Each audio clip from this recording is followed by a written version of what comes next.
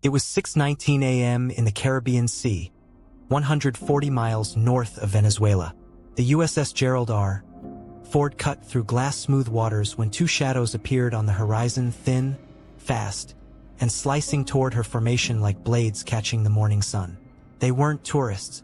They weren't lost. They were moving with purpose. On the flight deck, sailors froze mid-routine as the distant growl of engines tore through the calm. Heat shimmered above the sea, bending the light as two Venezuelan K-8W attack jets punched through the haze barely 2,000 feet above the water. No call, no warning, just raw aggression. They snapped into a sharp bank across the carrier's bow, a buzz pass meant to provoke. But provocation only works when the target flinches. The Ford didn't. From the bridge, the commanding officer raised his binoculars, steady as stone. "Maintain course," he said. The lead K-8 yanked upward in a steep climb, afterburners flaring, leaving a trail of smoke that caught the dawn like fire. The second jet followed, wings twitching. The maneuver was reckless, too low, too fast, far too close to a 100,000-ton nuclear carrier whose sensors could track a drifting soda can from 40 miles out. In the Combat Information Center, the Ford's air controllers were already tracking every frame through FLIR feeds. Their screens told the truth in cold infrared. Empty hardpoints, no missiles, no bombs. This wasn't an attack. It was theater, a military dare. But dares at sea come with fine print. One bad call, one stupid move, and you're not buzzing a carrier anymore. You're poking a superpower. At 0621 hours, the two jets veered west, heading back toward Venezuela. For a moment, it felt like the show was over. It wasn't, because 2 minutes later, the radar picture shifted. And what came next would turn a routine flyby into an international incident. Inside the Combat Direction Center, the lights stayed low. The room hummed with focus. Radar scopes washed green across the wall of screens. Everyone already knew the first tracks, two Venezuelan K-8s. But now something new appeared. Combat Second Radar Return. New vector, bearing 217, high speed, climbing. Another pair, for aircraft total inbound on the Ford strike group. The watch officer leaned forward. Plotted. Confirm IFF. Negative. IFF is dark. No response to hails. The silence thickened. No panic. No raised voices. They'd rehearsed this 100 times. Above deck, Air Wing 8 surged into motion. 2F divided by a -18E Super Hornets were rolled forward. Yellow shirts signaled. Catapult crews lowered into position. Hornet 1 spread wings. Trim set for launch. Thumbs up. The shooter's hand dropped, and a thunderclap of steel and fire ripped off the bow. Both Hornets climbed into a tight formation, banking toward the approaching contacts. Their mission: intercept, identify, and, if possible, de-escalate. Below, the operations officer watched the plot tighten. Range 60 miles. Now 52. Bridge combat. Recommend tightening escort screen. Move destroyers Mason and Thomas Hudner forward. Approved. Maintain speed and heading. The carrier didn't turn, didn't slow, didn't bow. To outsiders, it looked defiant. To the Navy, it was simple doctrine. The same message American carriers had sent for generations. We don't move for noise. By 0626 hours, the Hornets punched through 15,000 feet. And what they were about to see would make one thing unmistakably clear. This encounter was not an accident. At 15,000 feet, sunlight struck the Hornets like sparks on steel. Their engines screamed against the blue Caribbean sky as they pressed east, closing fast. Viper 1, the lead pilot, scanned his radar. For solid returns. Tight spacing. Climbing. Control Viper 1. Confirm bandits. 4 contacts. Bearing 217, Angels 16. Copy Viper 1. Positive ID Venezuelan K-8W. ROE is defensive only. Roger. We'll keep it tidy. Far below, the Gerald R. Ford shrank to a dot on the sea, flanked by her destroyers in a perfect diamond screen. The carrier's Spy 3 radar painted the entire sky in detail, streaming every stat: speed, vector, altitude, straight into the Hornet's displays. At 0628 hours, the first two K-8s punched through a thin cloud layer, contrails slicing open the sky. Viper 1 to contact. Identify immediately. You are approaching a U.S. carrier group operating in international airspace. Static. Then a thick-accented reply. U.S. aircraft, you are violating Bolivarian airspace. You will turn away now. Then they cut across the Hornet's nose at just under 400 knots. One so close that Viper 1's HUD flared. Proximity alert. Watch spacing, his wingman warned. Viper 1 steadied his voice. Relax. We're not here to dance. Just enjoy the show. On the Ford, every radar watched the near collision in real time.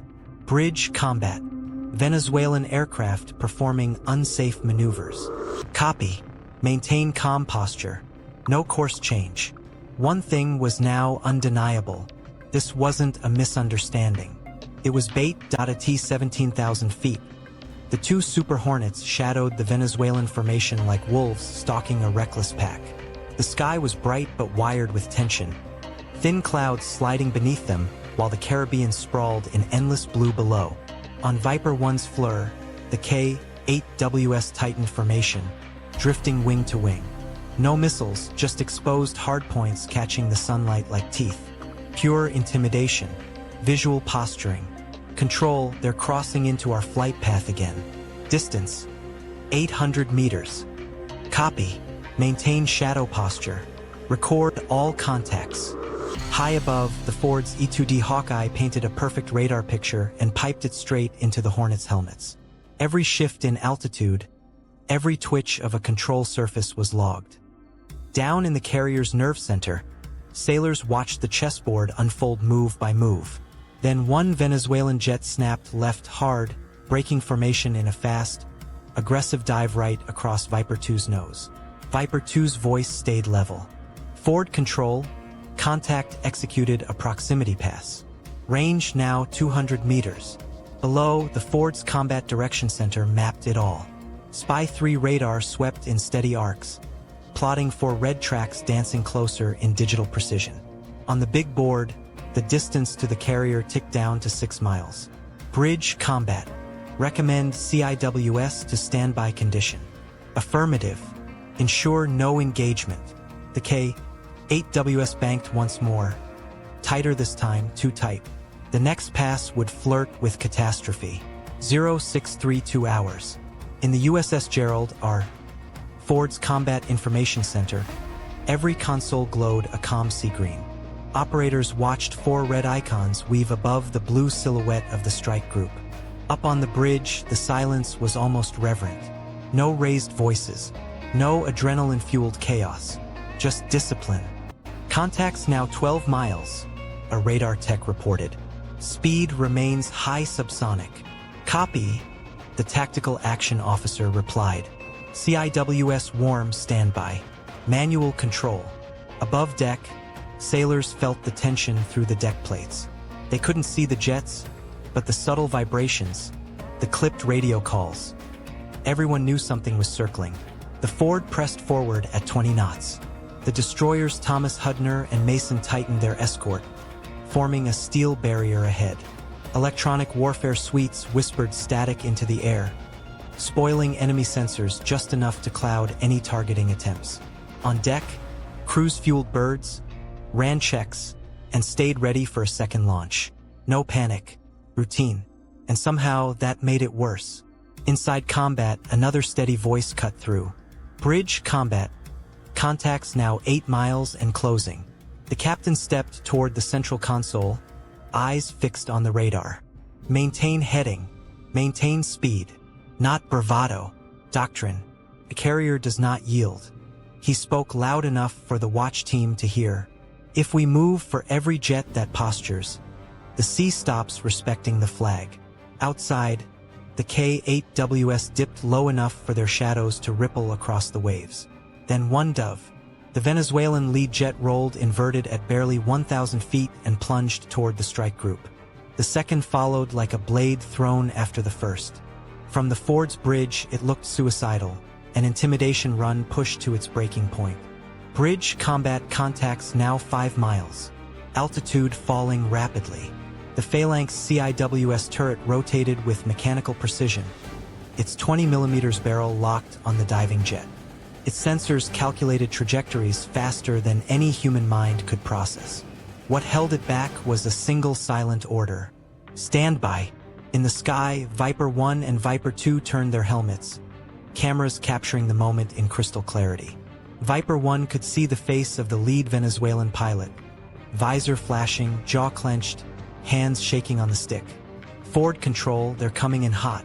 Range 1.2 miles. Copy. Hold discipline. No escalation. The first K-8W screamed over the Mason's bow, wake turbulence cracking the air like a whip.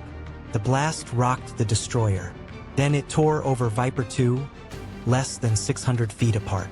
Forward tower, unsafe maneuvering. That's a near miss. Viper 2 snapped. The reply came back calm as ice. Maintain discipline. The Hornets stayed stone still. No radar locks. No defensive moves. They slid behind the Venezuelans, stalking them quietly. On deck, the CIWS kept spinning, its sensors hard-locked, its trigger quiet. The whole carrier group held a collective breath. For 10 long seconds, the sky hung in a fragile, impossible balance. One wrong twitch and the Caribbean would witness a fireball. Then, almost anticlimactically, the K-8WS climbed and banked away, engines fading toward the south. The sea regained its calm, but the tension didn't fully break. At 0637 hours, the radar picture shifted again. The Venezuelan formation, once charging head-on, fractured. One jet turned east toward the mainland. The other lingered, circling wide like it couldn't resist one last look. Bridge combat. Contact 1 retreating. Contact 2 holding altitude at 9,000 feet. Copy. Maintain track. Hold posture. Below decks, the forward systems didn't blink. Every camera, every radar, every FLIR feed kept recording heat signatures, turn rates, altitude changes, radio bursts. Nothing went unlogged. High above, the Hornets kept a precise distance. Viper 1 to control, hostiles turning south. Speed decreasing. No visual weapons. Copy Viper 1. Continue shadow. Do not pursue past 50 miles. From his cockpit, Viper 1 watched the smaller jets fade into the hazy blue horizon. For a moment, it almost felt peaceful. Just the steady hum of engines and the Caribbean stretching endless and quiet below. Then his radar flickered. Faint spike. Small but unmistakable. One of the Venezuelan jets had just painted the carrier group with targeting radar brief but intentional. Forward, be advised, we were painted. Copy. Log the pulse. No reaction required. And the Ford didn't react. No turns. No flares. No scramble. Just discipline and data. Minutes later, the Venezuelans slipped off radar entirely. The Ford held course. 20 knots. North-northwest. Unbothered and unmoved.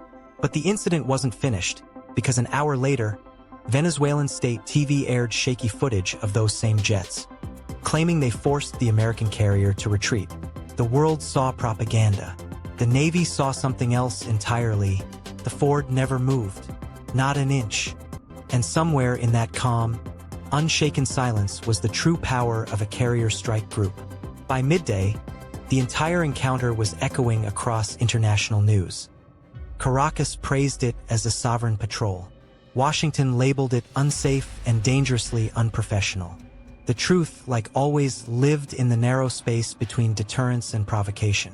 Inside the Pentagon, analysts replayed every second of the FLIR footage. Every dive, every pass, every clipped radio call, every 600-foot near miss recorded and analyzed.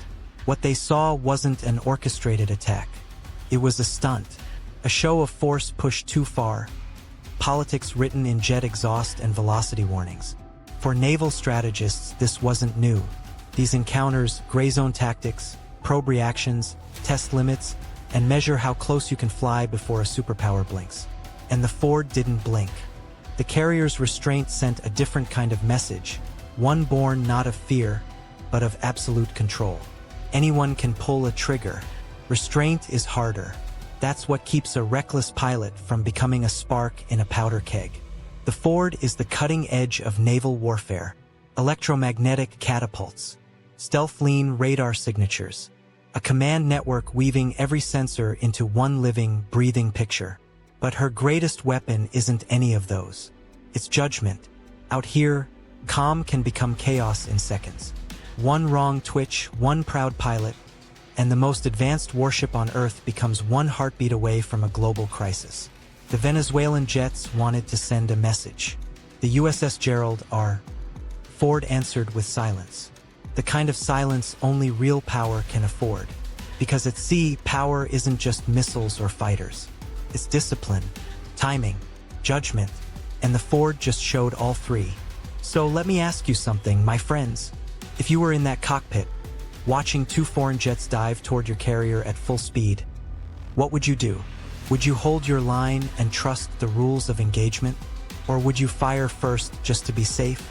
Drop your answer in the comments. I want to see how you would make that call. And if you made it all the way through, thanks for watching. Hit like if you learned something new. Subscribe for more deep dives. Share this with someone who still thinks aircraft carriers are just big boats. And hey, if you want to support the channel directly, join the fleet. You'll get loyalty badges, priority replies, and you'll help us bring more real maritime stories to the surface. Just click join on the channel page and come aboard, because when the sea gets loud, the Gerald R. Ford reminds everyone of one thing. You don't need to shout when you're already the loudest thing in the ocean.